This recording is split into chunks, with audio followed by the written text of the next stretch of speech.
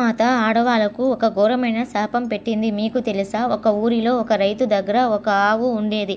ఆ ఆవు ప్రతిరోజు చాలా ఎక్కువ పాలు ఇచ్చేది. ఆ రైతు ఎంతో ప్రేమగా ఆవును చూసుకునేవాడు. కానీ ఒకరోజు ఆ ఆవు పాలు ఇవ్వడం మానేసింది. కోపంతో ఆ రైతు ఆవును తరిమేశాడు. ఆవు బాధతో, భగవంతుడా, ఈ మనుషులకు ఇంత అహంకారం, ఇంతటి కఠినమైన మనసుని ఎందుకు ఇచ్చావు? నేను ఎన్ని రోజులు పాలు ఇచ్చాను. ఆయన నన్ను ప్రేమగా చూసుకున్నాడు. ఒక్కరోజు ఇవ్వకపోతే నన్ను కొట్టి తరిమేశాడు భగవంతుడా అని అంటుంది.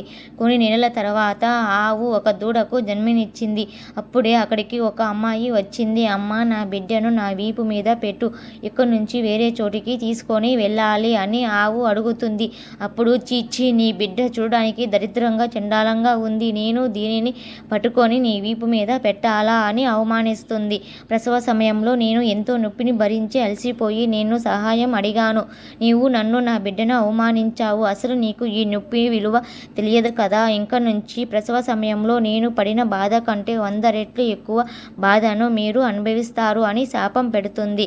అలాగే నీకు పుట్టిన బిడ్డ 9 నెలల వరకు నడవలేడు. కానీ ఆవుకు పుట్టిన బిడ్డలు మాత్రం ఇంక నుంచి పుట్టినప్పటి నుంచి నడుస్తారు అని చెబుతుంది. అందరూ అనండి, జై గోమాత.